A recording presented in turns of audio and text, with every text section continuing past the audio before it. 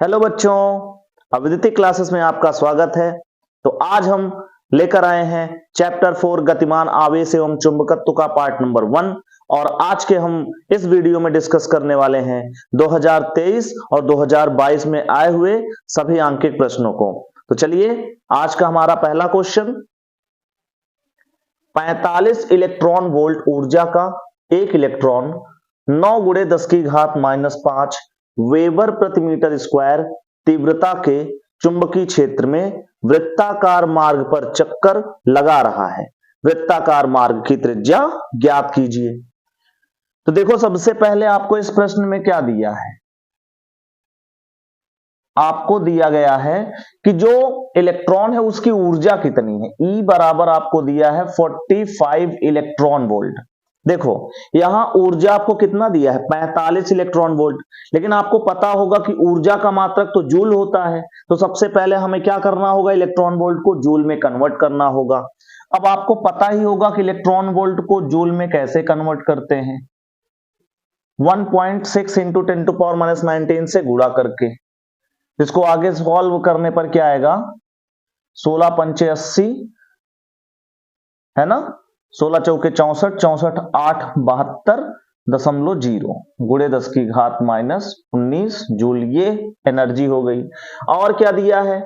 9 गुणे 10 की घात -5 वेबर प्रति मीटर स्क्वायर तीव्रता के चुंबकीय क्षेत्र में, यानी B बराबर आपको दिया है 9 गुणे 10 की घात -5 वेबर पर मीटर स्क्वायर। आपको निकालना क्या है? वृत्ताकार मार्ग की त्रिज्या ज्ञात करनी। तो देखो, ये फॉर्मूला हम लोग डिस्कस कर चुके हैं। वृत्ताकार मार्ग की त्रिज्या R बराबर क्या होती है? mv upon qv। तो हम यहां लिखेंगे, हम जानते हैं, हमें क्या पता है कि R इक्वल क्या होता है? mv upon qv। बट आप यहां देखो तो क्या आपको यहां द्रव्यमान दिया है? नहीं। क्या आपको वेग दिया है? नहीं। हमें तो ये रिलेशन एनर्जी के टर्म में लाना पड़ेगा। अच्छा, कोई बात नहीं, लेकिन आप ये तो जरूर जानते होंगे कि mv इज इक्वल टू क्या होता है? p, जहां p क्या है? संवेग है। बोलो, ये बात सब लोग जानते हैं ना। mv को हम क्या लिख सकते हैं? p लिख सकते हैं। इसके बाद गतिज ऊर्जा E के बराबर क्या लिख सकते हो आप? तो आप लिख सकते हो 1/2 mv²। फिर हमने क्या किया? हमने यहां पर ऊपर नीचे m से गुणा कर दिया। उसकी वजह से क्या होगा? यहां हो जाएगा 1/2 mv का होल स्क्वायर और डिवाइड में क्या आ जाएगा? 2m। mv is equal to किसके इक्वल होता है? p के। तो यहां से E के इज इक्वल टू क्या हो जाएगा? p²/2m। और यहां से P इज इक्वल टू आप क्या लिख सकते हैं? 2m E के अंडर रूट में।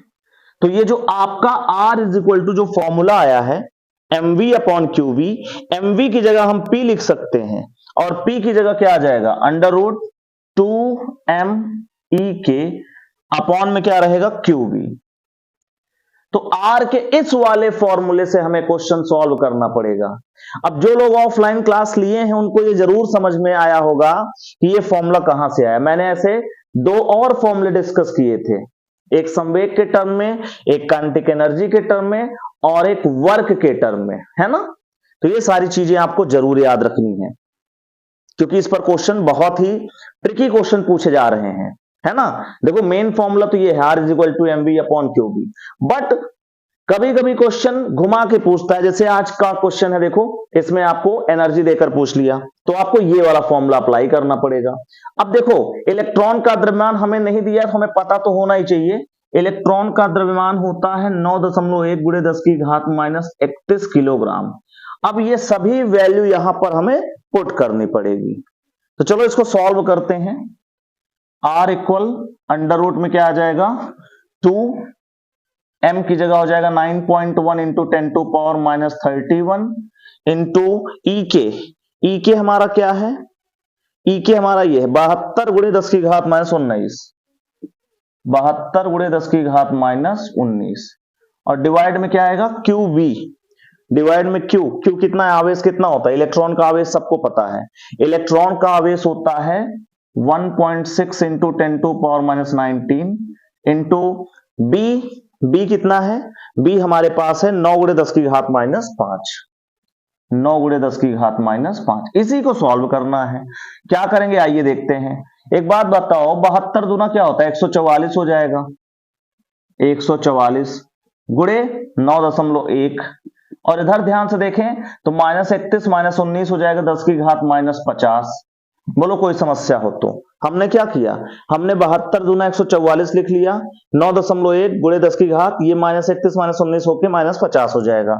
बट्टे में क्या आया है, 16 9 144, तो ये हो जाएगा 14.4 गुणे 10 की घात -24। भाई -19 -5 जुड़ जाएगा। अच्छा, इसके बाद देखो 144 का वर्गमूल हमें पता है 12 होता है, ठीक है। 9.1 का लगभग जो है वर्गमूल क्या होगा, 3 होगा ना, 3 दशमलव कुछ होगा, तो उसको हम लगभग क्या लिख सकते हैं, 3 लिख सकते हैं। और इधर क्या आया, 10 की घात माइनस 50 का वर्गमूल 10 की घात माइनस 25 हो जाएगा। बट्टे में क्या आया है, 14.4 गुणे 10 की घात माइनस 24। इसी को सॉल्व करना है, ठीक है ना। अब आप बताओ, अगर यहां दशमलव काटेंगे तो ऊपर जो है एक जीरो बढ़ाना पड़ेगा, तो हम इस चीज को ऐसे लिख सकते हैं, r इज इक्वल टू, अगर हमने क्या किया, दशमलव काटा तो यहां एक 10 का गुणा कर सकते हैं। हमने यहां दशमलव काट दिया, ये दशमलव हमने काटा और यहां गुणे 10 कर दिया, इसमें कोई समस्या किसी को नहीं होनी चाहिए। अच्छा, तो हम इसको क्या लिख सकते हैं, 12 गुणे 3 गुणे 10 की घात, अब ध्यान से देखो, 12 गुणे 3 10 की घात -25, और ये +1 तो हो जाएगा -24, और बट्टे में क्या आ जाएगा, 144 गुणे 10 की घात -24। 10 की घात -24 10 की घात -24 कैंसिल हो जाएगा, 12 एकम 12 बरहम में, ठीक है। तो नीचे आया क्या, ऊपर आया 3, नीचे आया 12, यानी 1/4 मीटर। या आप इसी चीज को लिख सकते हो, r बराबर 1/4 को आप लिख सकते हो 0.25, तो r बराबर क्या आ गया, 0.25 मीटर। तो उस इलेक्ट्रॉन की जो त्रिज्या थी वो कितनी थी, 0.25 मीटर, ठीक है। तो ये क्वेश्चन है, बहुत ही अच्छा क्वेश्चन है, नोट करें, पॉज करके सब लोग नोट करें। चलिए next question, 1/μ0 into epsilon naught का मात्रक होता है। ये प्रश्न 2023 के सेट नंबर 2 में पूछा है, बहुत ही सामान्य सा प्रश्न है।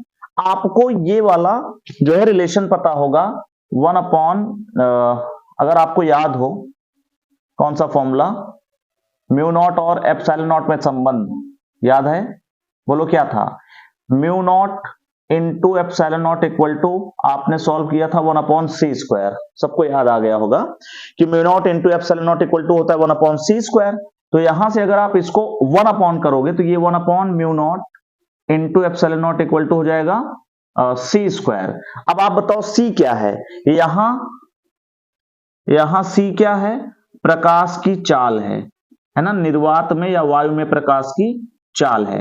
तो भैया अगर ये प्रकाश की चाल है तो प्रकाश की चाल का मात्रक क्या होता है, मीटर पर सेकंड। लेकिन ध्यान से देखो तो यहाँ स्क्वायर लगा है, इसीलिए मात्रक क्या होगा, मात्रक होगा मीटर पर सेकंड का होल स्क्वायर, यानी आप लिख सकते हो मीटर स्क्वायर बटे सेकंड स्क्वायर। अब ये वाला ऑप्शन कहां है, ये वाला ऑप्शन आपका ए वाला है। तो बोलो समझ में आ गया होगा, आसान था, ज्यादा कठिन नहीं था, नोट करें सभी लोग इसको। चलिए नेक्स्ट क्वेश्चन, एमीटर का नेट प्रतिरोध कम होना चाहिए जिससे यह अधिक गर्म नहीं होता है, यह अधिक धारा नहीं लेता है, यह अधिक धारा नाप सकता है, यह मापी जाने वाली धारा में प्रेक्षणीय परिवर्तन नहीं करता है। अच्छा, और यह प्रश्न 2023 के सेट नंबर 2 में पूछा गया है। अब देखो इसके ऑप्शन सुन के ना, इसके ऑप्शन पढ़ के तुम कंफ्यूज हो जाओगे, क्योंकि सभी ऑप्शन लगभग सही लग रहे हैं। भैया ये अधिक धारा, ये अधिक गर्म नहीं होता है। भैया आप अगर प्रतिरोध कम रखोगे ना, एमीटर का प्रतिरोध कम रखोगे तो उसमें धारा ज्यादा जाएगी, यानी कि हीट ज्यादा होगी उस हिसाब से ना। तो ये वाला ऑप्शन गया। यह अधिक धारा नहीं लेता है। अच्छा, प्रतिरोध कम हो जाएगा तो क्या वो अधिक धारा नहीं लेगा, लेगा। भाई प्रतिरोध कम तो धारा ज्यादा है, ये भी गया। यह अधिक धारा नाप सकता है, यह अधिक धारा नाप सकता है, मेजर कर सकता है, ये वाला ऑप्शन। और यह मापी जाने वाली धारा में प्रेक्षणीय परिवर्तन नहीं करता है। ये दो ऑप्शन में आप कंफ्यूज हो सकते हो। तो इस चीज को जरा हम आपको समझाते हैं। जैसे मान लो ये हमारे पास एक तार है, इसमें मान लो 2 एम्पीयर करंट चल रहा है, ठीक है, 2 एम्पीयर करंट चल रहा है। मान लेते हैं ये जो है 10 वोल्ट की बैटरी से जुड़ा है ये तार, ठीक है, 10 वोल्ट की बैटरी से जुड़ा है ये तार। तो आप बताओ इस तार का कुछ प्रतिरोध होगा ना, इस तार का मान लो प्रतिरोध है आपके पास, अब आपको पता ना R is equal to V upon I, 10/2 यानी 5 ओम होगा। इमेजिन करो कि इस तार का प्रतिरोध 5 ओम है और 10 वोल्ट लगाने पे इसमें 2 एम्पीयर धारा चल रही है, यानी इसमें बहने वाली धारा 2 एम्पीयर है। अच्छा, अब मान लो आपने इसमें धारा चेक करने के लिए यहां पर क्या लगा दिया, एक एमीटर लगा दिया। इस एमीटर का भी प्रतिरोध मान लेते हैं कितना है, 5 ओम है। मान लिया कि इस एमीटर का भी प्रतिरोध कितना है, 5 ओम है। अब बताओ पूरे परिपथ का तुल्य प्रतिरोध कितना है।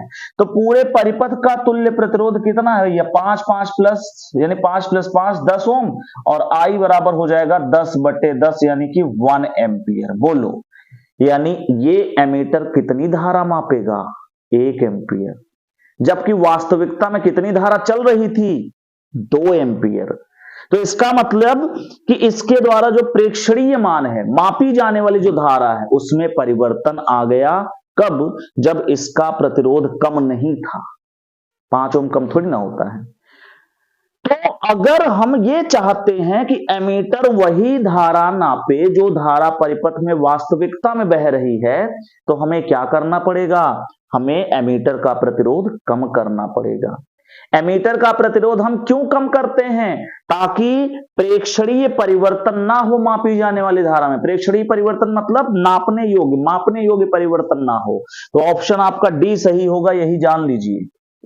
समझ गए। अगर हम प्रतिरोध का मान कम नहीं करेंगे तो मापी जाने वाली धारा में प्रेक्षणीय परिवर्तन हो जाएगा। समझो जहां 2 एम्पीयर चल रही वहां 1 ही एम्पीयर दिखा, है ना।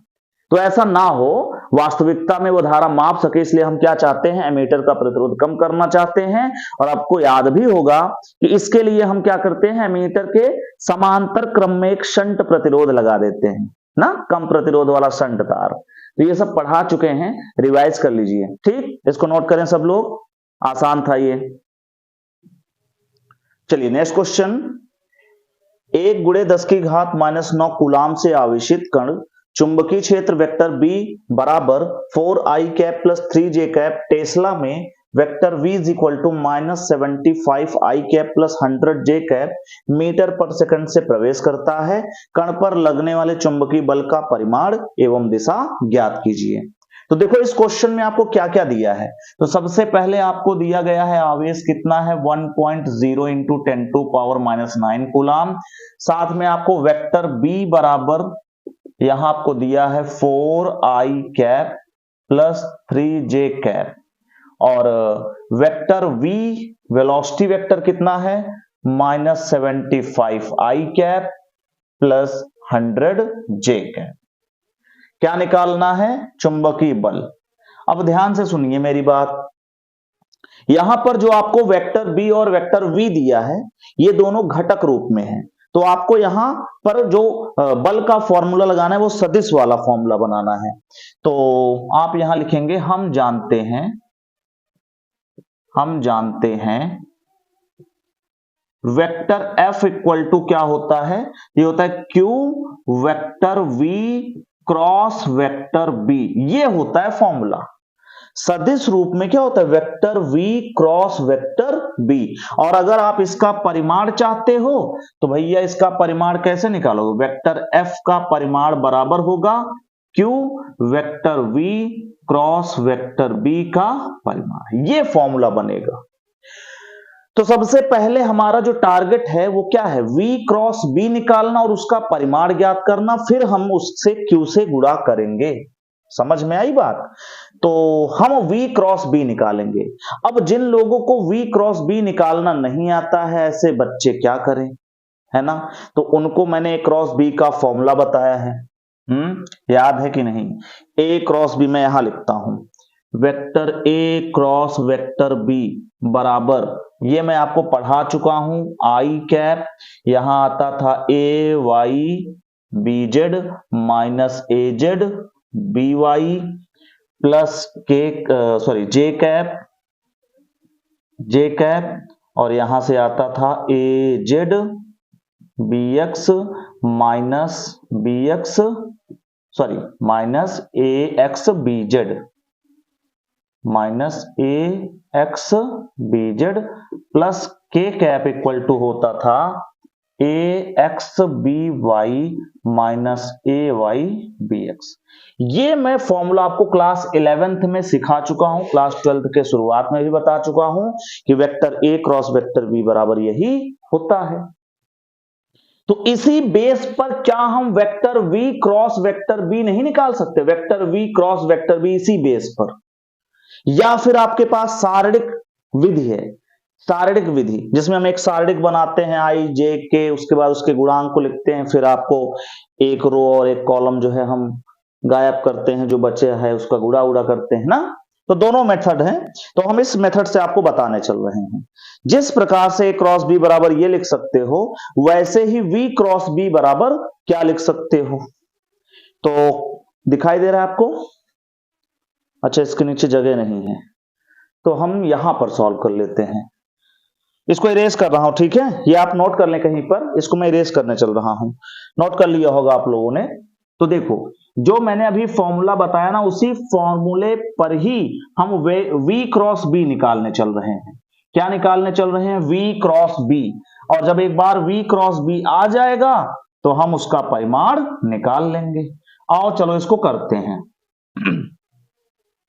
तो हम लिख सकते हैं vector v cross vector b, तो यहां से हो जाएगा आई कैप, यहां से हो जाएगा v Y B Z minus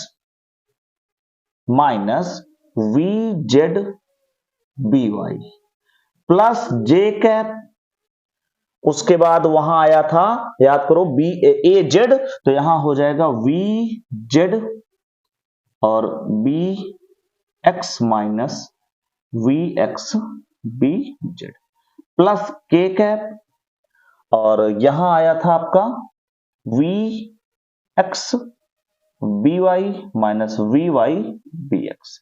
तो ये फॉर्मूला बना उसी बेस पर, जैसे हमने a क्रॉस b बताया था ना, उसी बेस पर ये फॉर्मूला बन चुका है।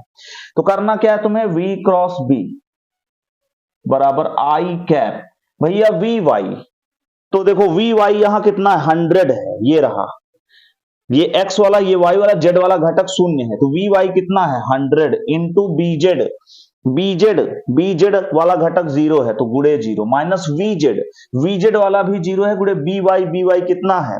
3 है, ये आया, प्लस जे कैप वीजेड, भैया वीजेड अभी भी क्या है? 0 इंटू बी एक्स 4 है, minus V X minus 75 into B Z 0 हुआ, ठीक है, प्लस के कैप, तो वी एक्स कितना है? 4 into B Y, V X हमें चाहिए, वी एक्स हमारे पास माइनस 75 इंटू बी वाई 3 है, माइनस वी वाई 100 है, इंटू बी एक्स कितना है? 4 है। इसको सॉल्व करना पड़ेगा, तो यहां से हो जाएगा v क्रॉस b बराबर आई कैप, यहां 0 माइनस 0 यानी ये 0 हो जाएगा, प्लस जे कैप, यहां ये 0 माइनस 0 ये भी 0 हो जाएगा, प्लस के कैप, और यहां हो जाएगा 3 पचे 15, 3 7 21 22 माइनस 225 माइनस 400, ठीक है, जगह है, दिखाई दे रहा है? अच्छा, इसके नीचे नहीं दिखाई देगा आपको। अच्छा, इस चीज को हम यहां लिखें अगर v क्रॉस b बराबर क्या आया है, तो ये देखो, ये सब 0 है, इधर आया है माइनस के कैप और गुणे में आया है 4 2 625, तो आप यहां लिख सकते हो माइनस 625 के कैप, ये v क्रॉस b आपका आ चुका है, ठीक है। तो सभी लोग पहले इतना नोट कर लें ठीक है, इतना जल्दी से नोट कर लो, ये प्रोसेस आपको आना चाहिए कि कैसे V क्रॉस B हम लोग कर रहे हैं। अब ये प्रोसेस अगर नहीं आ रहा है तो 11th का जो है हमने पढ़ाया है आपको, वहां चेक कर सकते हैं, ठीक है, या फिर आपको फॉर्मूला भी A क्रॉस B का मैंने बताया था, उसको रिवाइंड करके फिर से देख लीजिएगा और उसको सीख लीजिएगा। V क्रॉस B का यही फॉर्मूला होता है। अच्छा, आगे बढ़ते हैं, इसको इरेज कर रहा हूं, ठीक है, इसको हम इरेज कर रहे हैं, लिख चुके हैं आप लोग।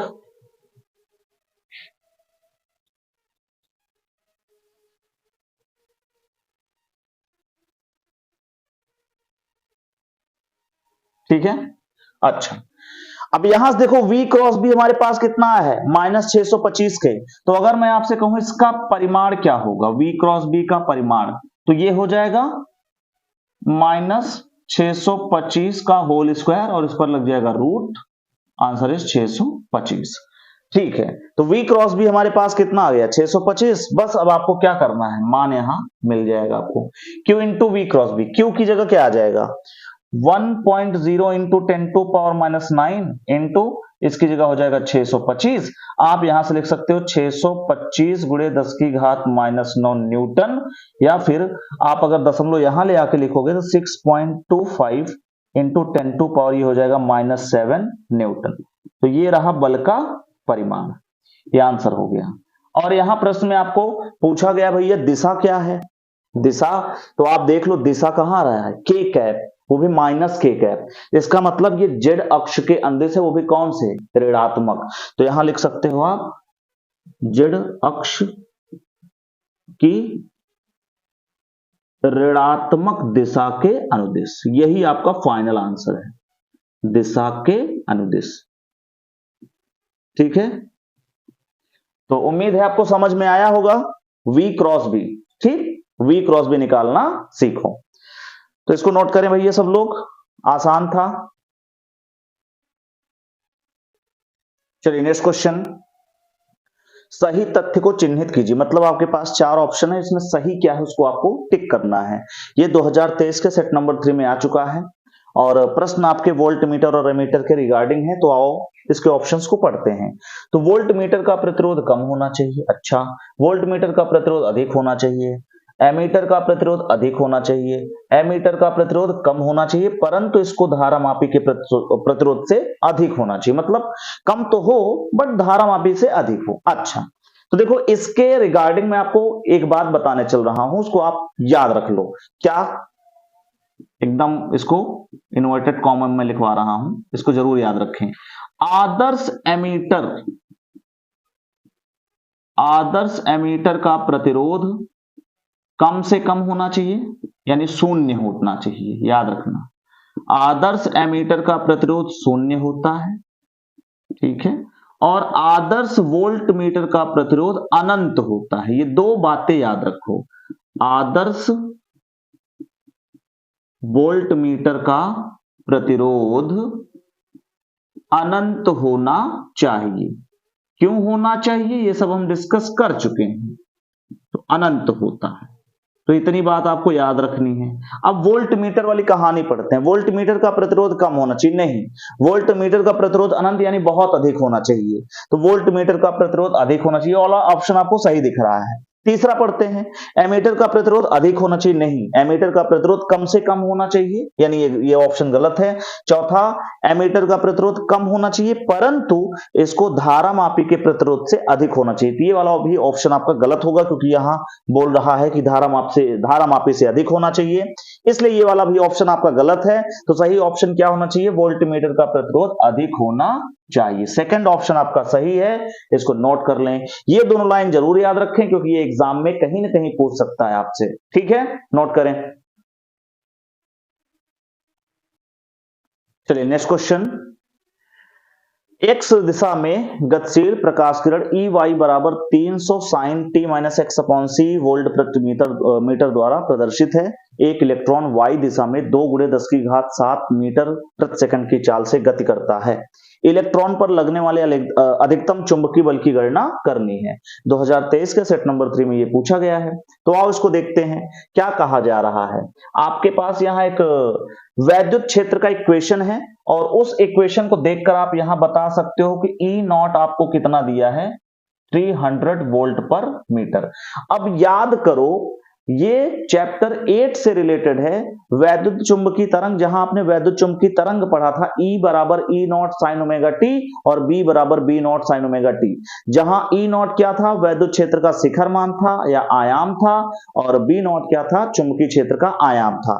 चूंकि यहां हमें अधिकतम चुंबकीय बल की बात करनी है तो हम यहां E नॉट की बात कर रहे हैं। E नॉट आपको यहां से मिला 300 वोल्ट प्रति मीटर, और यहां वेग आपको दिया है 2 × 10⁷ मीटर पर सेकंड, और चूंकि इलेक्ट्रॉन है तो इलेक्ट्रॉन पर आवेश कितना होता है, 1.6 × 10⁻⁻⁹ कूलाम। अच्छा, बल निकालना है, चुंबकीय बल।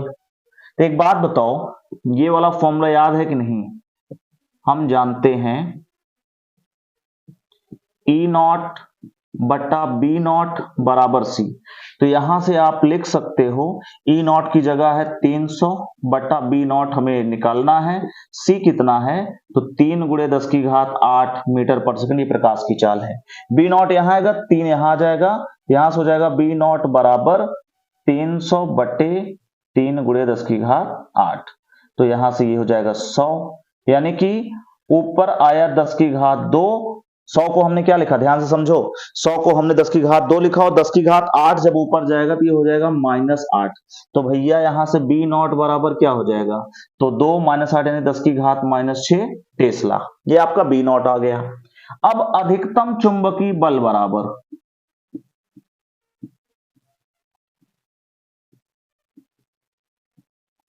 अधिकतम चुंबकीय बल F बराबर क्या होता है, QVB साइन थीटा होना चाहिए, बट यहां चूंकि अधिकतम हो रहा है तो साइन थीटा का अधिकतम मान क्या होगा, 1 होगा, इसलिए यहां हम साइन थीटा नहीं लिख रहे हैं। अच्छा चलो लिख देते हैं साइन थीटा, चूंकि हम यहां बात कर रहे हैं अधिकतम बल की, तो F मैक्स बराबर क्या होगा, यहां से हो जाएगा QVB, ब्रैकेट में लिख देता हूं, साइन थीटा बराबर क्या होता है, अधिकतम, अधिकतम के लिए क्या होता है 1, तो भैया F मैक्स बराबर Q की जगह हम लिखने वाले हैं 1.6 × 10⁻⁻⁹, V की जगह हम लोग लिखेंगे 2 × 10⁷, और B की जगह है 10⁻⁻6, इसी को सॉल्व कर लो,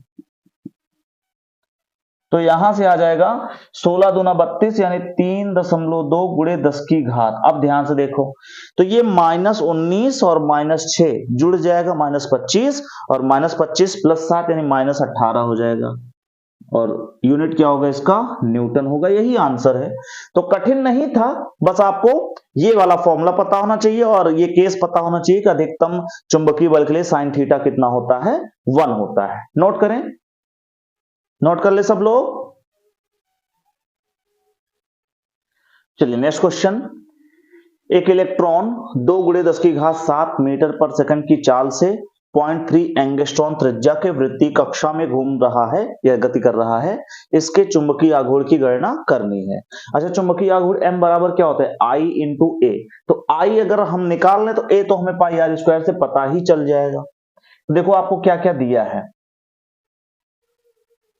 दिया है चाल V बराबर 2 × 10⁷ मीटर पर सेकंड, इलेक्ट्रॉन का आवेश सबको पता है 1.6 × 10⁻⁻19 कूलाम, और त्रिज्या आपको दिया है 0.3 एंगस्ट्रॉन को आप क्या लिखते हो, 10⁻⁻10 मीटर, ये चीज आपको पता होनी चाहिए। एंगस्ट्रॉन को हम क्या लिखते हैं, 10⁻⁻10 मीटर। क्या निकालना है, चुंबकीय आघूर्ण m निकालना है। m बराबर क्या होता है, I × A होता है। I कैसे निकालोगे, Q बटा T से, T भी नहीं पता है, Q तो मान लो पता है, T नहीं पता है, तो आप यहां लिखेंगे समय बराबर दूरी बटे चाल, ये वाला फॉर्मूला सब लोग जानते होंगे। समय बराबर क्या होता है, दूरी बटे चाल, तो समय की जगह हम t लिखेंगे। दूरी क्या होगी, आप सोचो, अगर एक इलेक्ट्रॉन वृत्ताकार मार्ग पर घूम रहा है तो इसका मतलब उसके द्वारा एक चक्कर में चली गई दूरी क्या होगी, उसके परिधि के बराबर होगी, तो इसीलिए हम यहां दूरी की जगह क्या लिखेंगे, 2πr बटा चाल क्या है, मान लेते हैं v है, ठीक है। अब I बराबर क्या होता है, Q बटा T। तो देखो Q तो Q ही रहेगा, T की जगह क्या आ जाएगा, T की जगह हो जाएगा 2 पाई R बटा V। ये V डिवाइड का डिवाइड है तो मल्टीप्लाई में पहुंच जाएगा, हो जाएगा QV अपॉन 2 पाई R। ये I हमें पता चल गया। उसके बाद हम लिखेंगे चुंबकीय आघूर्ण M बराबर, चुंबकीय आघूर्ण M बराबर क्या होता है, I इंटू ए। आई तो मान लो हमें पता ही है, ए क्या होता है, पाई आर स्क्वायर। तो आई की जगह हम यहां से मान लिखेंगे क्यू वी बटा 2 पाई आर, और ए की जगह एरिया क्या होगा, वृत्त का एरिया क्या होता है, एरिया ऑफ सर्कल क्या होता है, पाई आर स्क्वायर। तो आप देखो यहां से पाई कैंसिल हो जाएगा, आर से आर स्क्वायर कैंसिल होके आर हो जाएगा। तो एम बराबर क्या आ चुका है,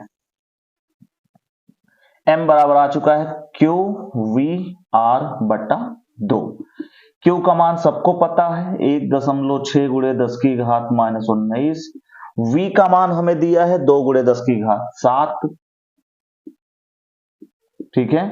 आर की जगह 0.3 इंटू 10 टू पावर -10 अपॉन 2।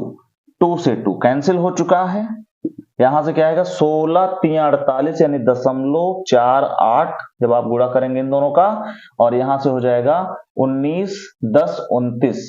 तो 19 10 29, 29 में से 7 घटाएंगे तो 22 हो जाएगा, यानी गुणे 10 की घात -22। अच्छा, इस चीज को अगर आप दशमलव को यहां ले जाओगे तो ये हो जाएगा 4.8 गुणे 10 की घात -23। ठीक। दाईं ओर ले जाने पर दशमलव क्या होता है, घात में घटाते हैं तो -22 पहले से था, उसमें से एक और घटाएंगे तो -23। मात्रक होता है एम्पियर इंटू मीटर स्क्वायर। तो 4.8 into 10 to power -23 ampere into metre square. तो कठिन बिल्कुल नहीं है, बस आपको सारे फॉर्मूले पता होने चाहिए। ठीक है, नोट करें। चलिए नेक्स्ट क्वेश्चन। एक इलेक्ट्रॉन 0.3 टेस्ला के चुंबकीय क्षेत्र में 4 गुणे 10 की घात 5 मीटर पर सेकंड की चाल से 60 डिग्री के कोण पर प्रवेश करता है। इसके सर्पिलाकार पथ की त्रिज्या एवं इलेक्ट्रॉन किरण की चूड़ी अंतराल ज्ञात कीजिए। तो देखो सिचुएशन कुछ ऐसी है, ये है मान लो चुंबकीय क्षेत्र और यहां से आता है कोई इलेक्ट्रॉन। ये कितने एंगल से आ रहा है, 60 डिग्री से आ रहा है। ये रहा वेग की डायरेक्शन। अब बताओ वेग के यहां कितने घटक हैं भैया, 2 घटक हैं। एक घटक अगर आप इधर थीटा के साथ तोड़ देंगे तो ये हो जाएगा v cos 60 डिग्री, और एक यहां हो जाएगा v sin 60 डिग्री। यहां तक किसी को कोई समस्या नहीं होनी चाहिए। यानी वेग के 2 घटक हो गए, एक घटक है जो चुंबकीय क्षेत्र के समांतर है, एक घटक है जो चुंबकीय क्षेत्र के लंबवत है। तो जो घटक चुंबकीय क्षेत्र के लंबवत होगा वो कण को या फिर वो इलेक्ट्रॉन को वृत्ताकार मार्ग जो है प्रोवाइड कराएगा, और जो चुंबकीय क्षेत्र के समांतर है जो उसकी दिशा में है वो उसको क्षैतिज दिशा में चलने को मजबूर करेंगे। तो इसका दोनों का मिला जुला प्रभाव क्या होगा, इलेक्ट्रॉन जो है वो ऐसे सर्पिलाकार मार्ग पर चक्कर लगाने लगेगा। तो आपको इस सर्पिलाकार पथ की त्रिज्या r पूछी गई है और इनके 2 क्रमागत चक्करों के मध्य की क्षैतिज दूरी यानी कि पिच पूछा गया है। पिच को ही हम यहां चूड़ी अंतराल बोल सकते हैं, पिच जिसको हम बोल सकते हैं चूड़ी अंतराल। ठीक है, ये 2 चीज हमसे पूछी गई है। तो चलो ठीक है, R बराबर क्या फॉर्मूला पढ़ा है आप लोगों ने, R बराबर आप लोगों ने पढ़ा है mv अपॉन QB। तो यहां R बराबर क्या हो जाएगा, इस केस में mv sine theta upon QB हो जाएगा। ठीक है, R का फॉर्मूला। अच्छा चलो वैल्यू रख देते हैं। इलेक्ट्रॉन का द्रव्यमान सबको पता है 9.1 गुणे 10 की घात -31 होता है। V कितना दिया है, V है आपके पास 4 गुणे 10 की घात 5, और यहां से हो जाएगा साइन 60 डिग्री, और बटे में Q इंटू बी, Q की जगह 1.6 गुणे 10 की घात -19, B आपके पास है 0.3। इसको हमें सॉल्व करना है। अच्छा, R इज इक्वल टू क्या हो जाएगा, यहां से अगर आप देखो तो 4 से इसको कैंसिल कर दो, 0.4 हो जाएगा। यहां अगर दशमलव को काटोगे तो ऊपर हो जाएगा 91/4, दशमलव दशमलव कटने के बाद, और गुणे में 10 की घात क्या बचा, -31 + 5 -26, और साइन 60 होता है √3/2, और बटे में क्या रह गया, बटे में रह गया 4। अच्छा ये 4 तो हम यहां लिख चुके हैं, वेरी सॉरी। तो यहां क्या बचा है, 0.3 × 10 की घात -19, यही बचा है आपके पास। अच्छा इसको और अभी हमें सॉल्व करना पड़ेगा, तो क्या आएगा, इसको आगे बढ़ा के सॉल्व करते हैं। r बराबर ऊपर है 91 इंटू √3 की जगह होता है 1.732 इंटू 10⁻26, अपॉन में क्या हो गया, 4 दूनी 8 त्रिक 24 यानी 2.4 गुणे 10 की घात -19। इसको सॉल्व करना है। कैलकुलेशन समझ में आ रहा है ना, 4 दूना 8 त्रिक 24, 2.4 10 की घात -19, ठीक। अच्छा दिखाई दे रहा है आपको, बिल्कुल एक स्टेप और हम कर सकते हैं। तो 91 का गुणा 1.732 में हम कर सकते हैं। यहां लिखते हैं 1.732 और 91, ऊपर आ जाएगा 1732, 9 दूना 18, 9 त्रिक 27, 28, 9 7 63, 63 2 65, 9 1 9 6 15, 2 8 3 11, 8 7 15, 1 16, 5 1 6, 1 7 5 1, 1 2 3, 1 2 3, 157.6। तो ऊपर सॉल्व करके क्या आया है, 157.6, नीचे आ रहा है 2.4, और गुणे में 10 की घात ये -26, ये 19 ऊपर जाके +19 हो जाएगा। तो यहां से r बराबर क्या आ जाएगा, दशमलव से दशमलव कट जाएगा, तो हो जाएगा 1576/24 इंटू 10⁻26 + 19 -7 हो जाएगा। जरा इसको सॉल्व करते हैं। हमारे पास आ चुका है 1576/24, 1576/24, तो ये 5 बार जा सकता है, 6 बार ले जाते हैं, तो यहां से हो जाएगा 6 चौके 24, 6 दूनी 12 2 14, 7 में से 4 गया 3, 15 में से 14 गया 1, यहाँ पर 6 आ गया 136। अभी कितनी बार जाएगा, ये 6 बार तो जाएगा नहीं, 5 बार जा सकता है। तो 5 चौके 20, 5 दूनी 10 2 12, इधर आएगा 6, 3 में से 2 गया 1, दशमलव लगाएंगे 160 हो जाएगा। फिर कितनी बार जाएगा ये, 7 चौके 28, 7 दूनी 14, 6 बार जाएगा, 65.6। तो आंसर इज 65.6 इंटू 10⁻7। आप चाहो तो इधर मैं लिख देता हूं, r बराबर वहां से अगर इस दशमलव को यहां ले आओगे तो 6.56 इंटू 10⁻6 मीटर हो जाएगा, ये आपका आंसर है, ठीक है। तो ये सर्पीलेकार पथ की त्रिज्या है, ठीक है, इतना जल्दी से नोट कर लें, ठीक है। कैलकुलेशन समझ में आ रहा है। यहां v sin थीटा क्यों लिया, क्योंकि यहां वेग का कौन सा साइन वाला घटक लंबवत है, इसलिए यहां ये आ जाएगा। इसके बाद बताओ पिच का फॉर्मूला याद है, पिच का फॉर्मूला बताओ किसी को याद है, x बराबर, तो ये होता है 2πm/QB into v cos theta, ये फॉर्मूला होता है। अब जिन लोगों को ये फॉर्मूला नहीं याद है उनको क्या ही कहें, ये देखो आवर्तकाल t बराबर क्या होता है, 2πr/v, ठीक है। और v कौन सा वाला, v यहां साइन थीटा वाला होगा।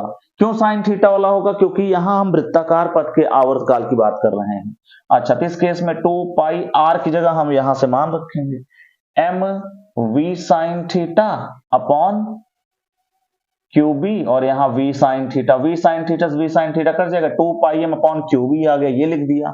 उसके बाद कौन सी देखो ये दूरी बराबर चाल गुणे समय है, तो समय तो हमने लिख लिया 2πm/QB, ये चाल कौन सा लेंगे, जो क्षैतिज घटक में होगा, v cos थीटा, इसलिए उसको लिखा है। तो यही फॉर्मूला होता है चूड़ी अंतराल या पिच का। अब करना क्या है, मान रख देना है, 2π की जगह 3.14, m की जगह 9.1 गुणे 10 की घात -31, v कितना है 4 गुणे 10 की घात 5, 4 गुणे 10 की घात 5, और गुणे में cos 60, हाँ cos 60 डिवाइड बाई क्या है, क्यू बी, यानी 1.6 गुणे 10 की घात -19 और बी कितना है 0.3 है। इसी को सॉल्व करना है, ठीक है, इसी को हमें सॉल्व करना है। तो चलो सॉल्व कर लेते हैं। तो cos 60 बराबर क्या होता है, सभी लोग बताएंगे, 1/2 होता है। cos 60 की वैल्यू मैंने यहां रख दी, ध्यान से देख लें। cos 60 की जगह मैंने 1/2 लिख दिया है। 2 से 2 यहां से कैंसिल कर लूंगा। इसके बाद 3.14 का 9.1 में गुणा कर देता हूं। अच्छा, इस 4 से 1.6 को काट दूंगा, 0.4 हो जाएगा, ठीक है। हाँ, तो 3.14 का 9.1 में गुणा कर लेते हैं। 3.14 में 9.1 से गुणा कर लेते हैं, तो क्या आएगा, 9 चौके 36, 9 एकम 9 3 12, 9 त्रिक 27, 1 28, 4 6 7, 3 2 5, 8 2, 1 2 3, 1 2 3, 28.57। तो ऊपर का गुणा कर लिया हमने, क्या आया 28.57, इसका गुणा हो गया। और कुछ बचा ऊपर नहीं, 10 की घात में क्या बचा है -31 और +5 -26 हो जाएगा। बट्टे में क्या आया 4 3 12, यानी 0.12 गुणे 10 की घात -19। दशमलव से दशमलव जब काट दोगे तो हो जाएगा 2857/12 और गुणे में 10 की घात -26, ये 19 ऊपर जाके +19 हो जाएगा। तो इसको जरा सॉल्व करते हैं। तो 12 दूना 24 और 45 हुआ, तो 12 3 36, 9 हुआ 97, 12 8 96, 10 हुआ फिर 12 दूनी 24, 4 45, 12 3 36, 9 97, 12 8 96, एक आया, दशमलव लगाया 10 हुआ, 0 बार जाएगा 100 होगा, 12 8 96, ये आया। और गुणे 10 की घात क्या हो जाएगा -26 + 19, तो ये -7 हो जाएगा।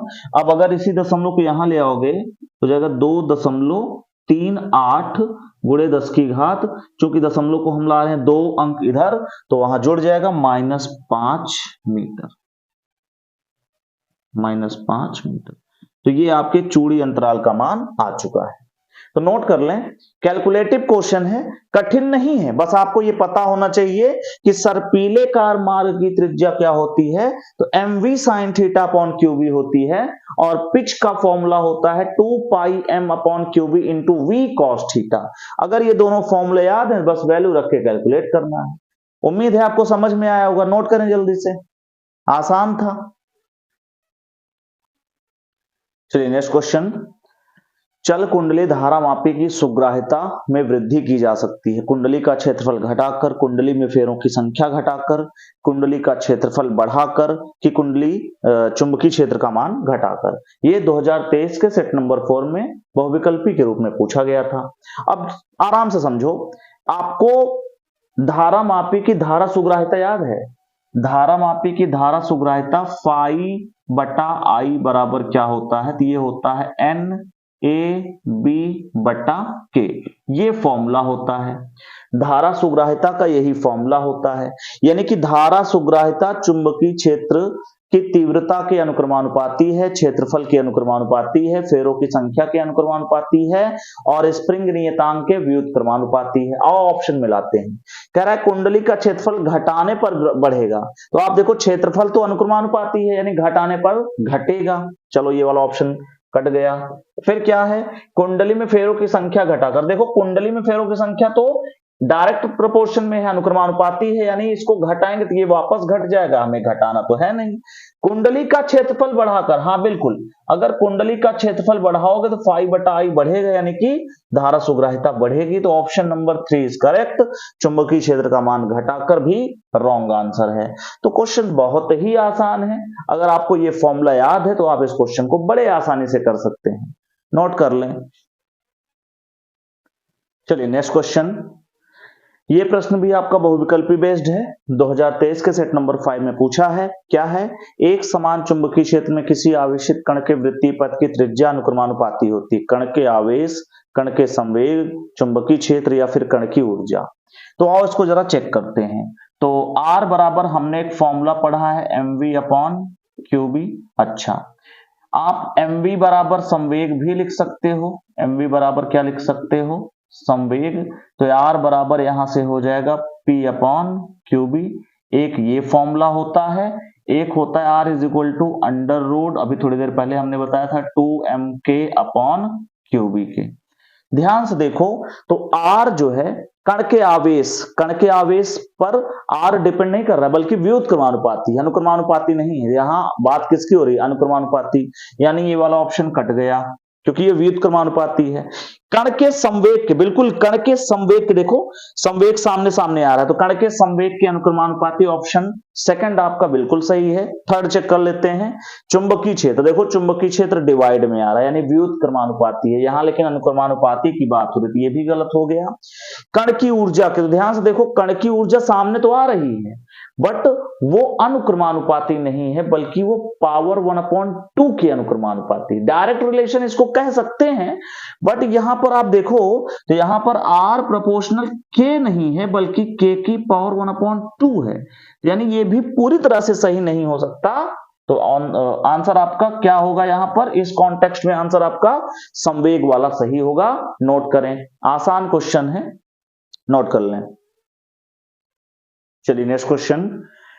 एक प्रोटॉन तथा एक अल्फा कण समान वेग से एक समान चुंबकीय क्षेत्र के लंबवत प्रवेश करते हैं, उनके परिक्रमण कालों का अनुपात ज्ञात कीजिए। देखो आपके पास एक प्रोटॉन है और एक अल्फा कण है, तो मैं आपको बता दूं, प्रोटॉन का मान लेते हैं जो द्रव्यमान होता है mp, अगर हम उसको amu में लिखें तो हम 1 amu इसको लिख सकते हैं, और अगर हम मास ऑफ अल्फा बोलें तो ये 4 amu होगा, पहली बात। दूसरी बात, अगर हम आवेश की बात करें तो इस पर एक इलेक्ट्रॉनिक आवेश होता है, ठीक है, और अगर हम अल्फा की बात करें तो इस पर 2 इलेक्ट्रॉनिक आवेश होता है, ठीक है, यहां तक कोई दिक्कत नहीं। यहां वेग देखो, दोनों के वेग समान है और चुंबकीय क्षेत्र समान है, हमें परिक्रमण कालों का अनुपात चाहिए। तो आप बताओ T बराबर क्या होता है? 2πm अपॉन क्यूबी, ये फॉर्मूला होता है आवर्तकाल का। जब भी कोई आवेशित कण किसी चुंबकीय क्षेत्र में लंबवत प्रवेश करता है तो वृत्ताकार मार्ग पर घूमने लगता है, उसकी वृत्ताकार पथ की त्रिज्या r बराबर mv अपॉन क्यूबी होती है, और उस वृत्ताकार पथ के लिए आवर्तकाल बराबर होता है 2πm अपॉन क्यूबी। तो आप मुझे बताओ, यहां वेग से कोई मतलब है नहीं, द्रव्यमान और यहां आवेश, चुंबकीय क्षेत्र चूंकि यहां समान है, एक समान चुंबकीय क्षेत्र है, तो आप यहां से लिख सकते हो T प्रोपोर्शनल टू, देखो 2 और पाई तो कांस्टेंट है, यानी m पर डिपेंड कर रहा है और आवेश पर डिपेंड कर रहा है। चुंबकीय क्षेत्र तो वैसे भी कह रहा है एक समान है, इसलिए यहां से हम इसको हम ऐसे लिख सकते हैं। अब कह रहा है उनके परिक्रमण कालों का अनुपात, यानी प्रोटॉन और अल्फा कण के परिक्रमण कालों का अनुपात चाहिए, तो इसका मतलब इसको चाहिए TP अपॉन टी अल्फा। एक बात बताओ, T के डायरेक्ट रिलेशन में कौन है? M, यानी P के सामने P आएगा, M के सामने अल्फा के सामने alpha, MP upon M alpha. क्यों? व्युत्क्रमानुपाती है, यानी उल्टा आएगा, तो P के सामने अल्फा लिखना है और अल्फा के सामने P लिखना है। ये सब मैंने आपको फॉर्मूला बनाना सिखा दिया है। अब एक बात बताओ, यहां से TP अपॉन टी अल्फा क्या आएगा? MP upon M alpha. MP कितना है? 1, और m अल्फा कितना है? 4, ठीक है। फिर q अल्फा 2 है, 2 इलेक्ट्रॉनिक आवेश है, और ये है इलेक्ट्रॉनिक आवेश। जब इसको सॉल्व करो, ई से ई कैंसिल हो जाएगा, 2 से 4 कैंसिल हो जाएगा, तो TP अपॉन टी अल्फा क्या आया? 1/2, यानी आंसर इज 1:2। यही आपका आंसर है, 1:2। आसान क्वेश्चन है, कठिन बिल्कुल नहीं है, बस आपको फॉर्मूले याद अगर हैं तो आप सारे क्वेश्चन बड़े आसानी से कर सकते हैं। नोट कर लें इसको। चलिए नेक्स्ट क्वेश्चन। परस्पर लंबवत रखी R त्रिज्या की 2 संकेंद्री वृत्ताकार कुंडलियों में समान धारा I प्रवाहित करने पर उनके परिणामी चुंबकीय आघूर्ण का सूत्र प्राप्त कीजिए। तो मान लेते हैं हमारे पास ये एक सेंटर है, इस सेंटर के इर्द गिर्द एक कॉइल ऐसे रखी है और दूसरी कॉइल कुछ ऐसे रखी है, एक दूसरे के परस्पर लंबवत। कुछ समझ में आ रहा है? एक कॉइल ऐसे रखी, एक कॉइल ऐसे रखी है, इसमें भी मान लो धारा चल रही है I और इसमें भी धारा चल रही है I, ठीक है। अच्छा, इनकी त्रिज्या R है, अच्छा एक बात बताओ, अगर हम इस क्षैतिज कॉइल के कारण अगर हम चुंबकीय आघूर्ण देखें तो क्षैतिज कॉइल के कारण जो चुंबकीय आघूर्ण आएगा वो नीचे आएगा, इस पॉइंट मतलब नीचे आएगा केंद्र पर, तो इसको हमने M1 बोल दिया। और ये जो ऊर्ध्व वाला कॉइल है जो कि कुछ ऐसा चल रहा है करंट इसमें ना, तो ये कहां आ रहा है, हाँ ये ऐसे आ रहा है, ठीक है, ये ऐसे करंट चल रहा है ऐसे, तो आप इसको क्या बोलेंगे, दक्षिणावर्त करंट चल रहा है, तो ये इधर आ रहा है, ये रहा M2, ठीक है। डायरेक्शन निकालना आता है, चुंबकीय आघूर्ण की दिशा निकालते हैं, क्या करना है, अपने दाहिने हाथ को इस तरह से रखना है, अंगूठा और चार उंगलियां परस्पर लंबवत, तो अपने अंगुली को, ये चारों उंगलियों को इस प्रकार घुमाने को धारा की दिशा में चले, तो ये कहां चलेगा, बोलो, ये चलेगा आपके चुंबकीय आघूर्ण की दिशा में। तो हमने यहां देखा एक ऐसे आ रहा था, एक जो है ऐसे, तो ये दोनों परस्पर लंबवत है, M1 M2 क्या है, परस्पर लंबवत है। अच्छा, M1 बराबर क्या होगा, M1 बराबर होगा I इंटू ए, भैया I सेम है, A क्या होगा, पाई आर स्क्वायर, यानी M1 बराबर हो जाएगा I पाई आर स्क्वायर, ऐसे ही M2 बराबर भी हो जाएगा I पाई आर स्क्वायर। अब ये दोनों लंबवत हैं, M1 व M2 परस्पर लंबवत हैं, अतः इनका परिणामी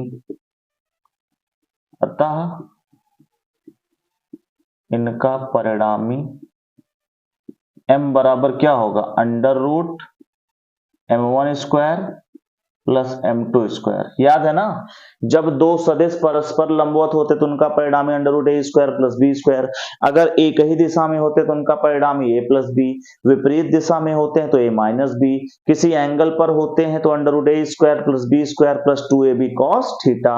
ये सभी कहानी हम लोग पढ़ चुके हैं। तो यहां से M बराबर क्या लिखेंगे आप, अंडर रूट M1 का स्क्वायर है, means I pi R square का होल स्क्वायर, और प्लस फिर से क्या है, I पाई आर स्क्वायर का होल स्क्वायर।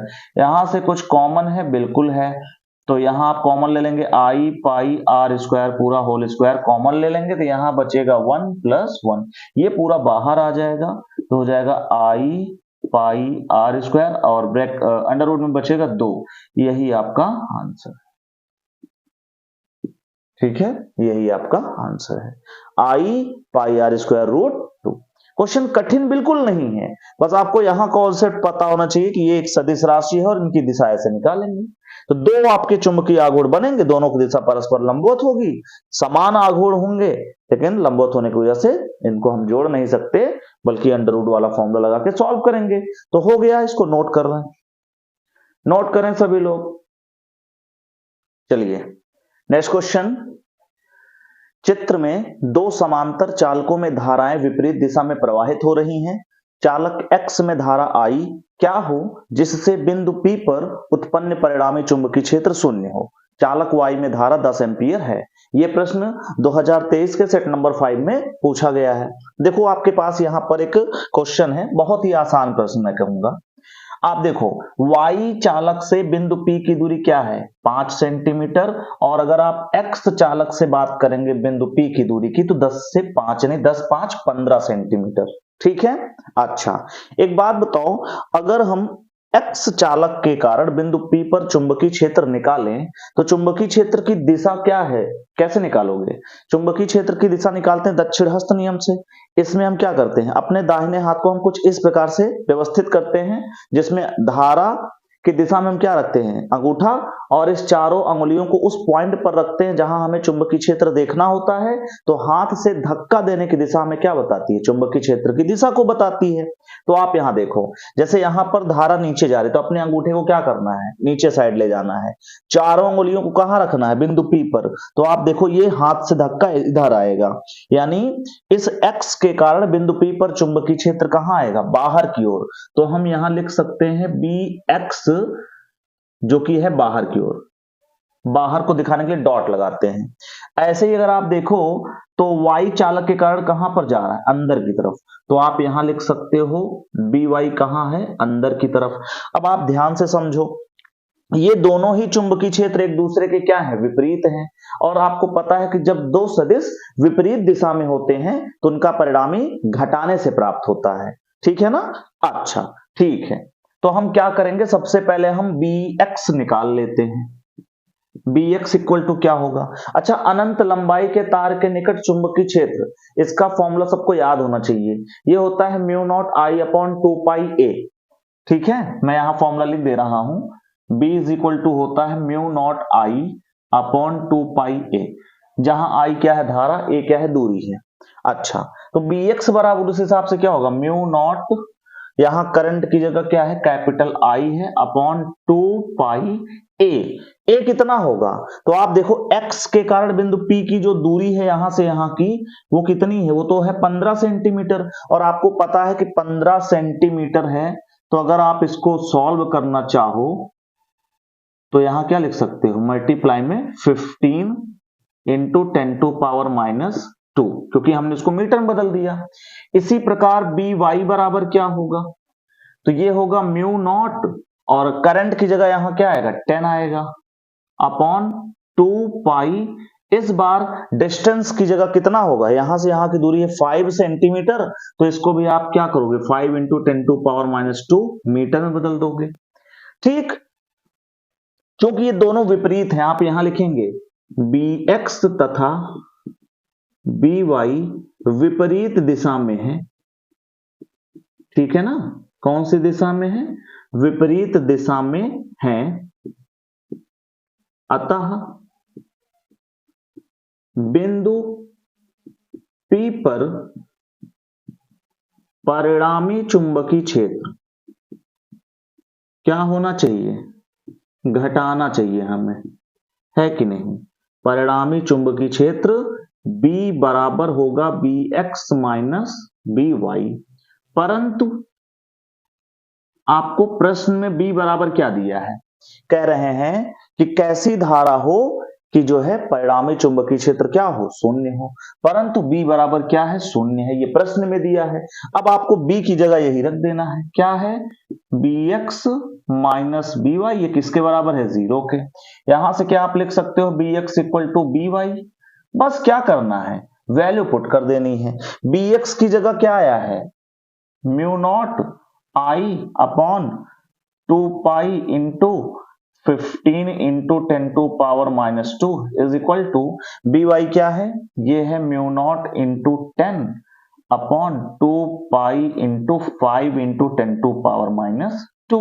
तो जो कैंसिल हो कैंसिल कर लीजिए, म्यू नॉट से म्यू नॉट कैंसिल, 2 पाई से 2 pi cancel, 10 to power minus 2 से 10 टू पावर माइनस 2 कैंसिल, यहां बचा आई डिवाइड बाई 15, वहां बचा 10 अपॉन 5, 5 1 जा 5 2 जा, तो यहां क्या बचा 2, तो I इज इक्वल टू क्या होगा, 15 2 जा 30 एम्पियर, यही आपका आंसर है। तो आसान था, है ना, नोट करें, नोट करें सभी।